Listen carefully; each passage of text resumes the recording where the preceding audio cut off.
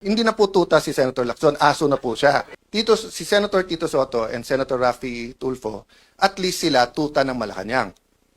Pero si Erwin Tulfo, tuta lang ni Lacson. Hindi siya tuta ng Malacanang. 'Di ba? Kasi nga may hawak sa kanya si Senator Lacson na alam sa kanya. Sabi ni Raffy Tulfo, hindi daw sila Malacanang.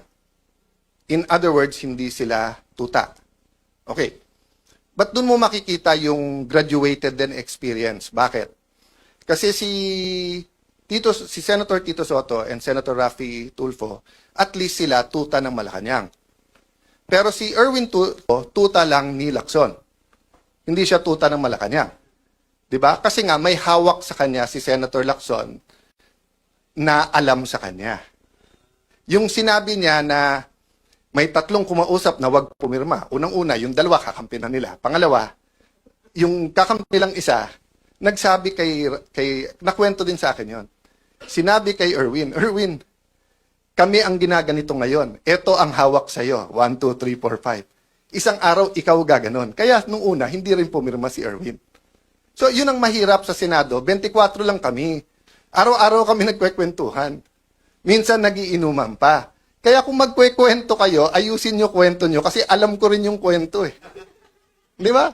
Magkwekwento kayo, bitin pa. Oh, yung totoo, Erwin Tulfo, isa-isay natin hawak sa'yo. Gusto mo? O, yung kontraktor na balik-balik sa office mo, yung kontraktor sa party, marami pang iba. Doon muna tayo. Marami pang iba. Di ba? Okay. So, sabi nung iba, kung sasabihin mong tuta, ano si Senator Lacson? Hindi na po tuta si Senator Lacson, aso na po siya. Matagal na po matagal na eh. Okay. But ano ang ibig ko sabihin sa aso? Anong klase? Iba-iba kasing klase ng aso. Yung kayo po, pagka may utos sa inyo, kayo ay nag-asikaso. Meaning you take care of it. Meron din pong aso-kaso. Ano yung aso-kaso? Tatahol yung aso, kakasuhan. So kung makikita nyo po makikita nyo, ang usual procedure, kaya may affidavit o wala, ang witness itetest mo, huwag mong pababasahin ng affidavit. Kasi baka hindi siya gumawa ng affidavit. Si Senator Lacson, binaliktad niya. Then, basahin mo na lang yung affidavit. Hindi, sandali, payagan mo muna ang DOJ, kunin yung witness, gagawin yung affidavit. Pagbalik, basahin mo yung affidavit. Hindi po yun ang sistema. Nasaan yung mga abogado na kahit kakampi nyo sa Pinklawan, yung mga dean ng law school, nakita nyo rin yan eh. Sabi ni Raffy Tulfo, hindi daw sila Malacanang. In other words, hindi sila tuta. Okay. But doon mo makikita yung graduated din experience. Bakit?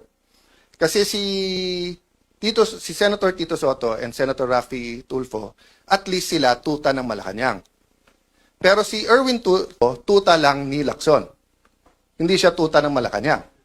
'Di ba? Kasi nga may hawak sa kanya si Senator Lacson na alam sa kanya. Yung sinabi niya na may tatlong kumausap na wag pumirma. Unang-una, yung dalawa kakampi na nila. Pangalawa, yung kakampi lang isa, nagsabi nakwento din sa akin yon. Sinabi kay Erwin, kami ang ginaganito ngayon. Ito ang hawak sa'yo. 1, 2, 3, 4, 5. Isang araw, ikaw gaganon. Kaya nung una, hindi rin pumirma si Erwin. So, yun ang mahirap sa Senado. 24 lang kami. Araw-araw kami nagkwekwentuhan. Minsan nagiinuman pa. Kaya kung magkwekwento kayo, ayusin nyo kwento nyo kasi alam ko rin yung kwento eh. Di ba? Magkwekwento kayo, bitin pa. Yung totoo, Erwin Tulfo, isa-isay natin hawak sa'yo. Gusto mo? Yung kontraktor na balik-balik sa office mo, yung kontraktor sa party, marami pang iba. Doon muna tayo. Marami pang iba. Di ba? Okay. So, sabi nung iba, kung sasabihin mong tuta, ano si Senator Lacson? Hindi na po tuta si Senator Lacson, aso na po siya. Matagal na po matagal na eh. Okay. But ano ang ibig ko sabihin sa aso? Anong klase? Iba-iba kasing klase ng aso. Yung kayo po, pagka may utos sa inyo, kayo ay nag-asikaso. Meaning you take care of it. Meron din pong aso-kaso. Ano yung aso-kaso? Tatahol yung aso, kakasuhan. So kung makikita nyo po makikita nyo, ang usual procedure, kaya may affidavit o wala, ang witness itetest mo, wag mong pababasahin ng affidavit. Kasi baka hindi siya gumawa ng affidavit. Si Senator Lacson, binaliktad niya. Hindi, basahin mo na lang yung affidavit. Hindi, sandali, payagan mo muna ang DOJ, kunin yung witness, gagawin yung affidavit. Pagbalik, basahin mo yung affidavit. Hindi po yun ang sistema. Nasaan yung mga abogado na kahit kakampi nyo sa Pinklawan, yung mga dean ng law school, nakita nyo rin yan eh. Sabi ni Raffy Tulfo, hindi daw sila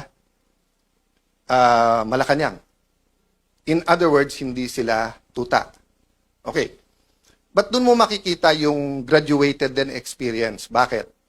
Kasi si Senator Tito Soto and Senator Raffy Tulfo, at least sila tuta ng Malacanang. Pero si Erwin Tulfo, tuta lang ni Lacson. Hindi siya tuta ng Malacanang. 'Di ba? Kasi nga may hawak sa kanya si Senator Lacson na alam sa kanya.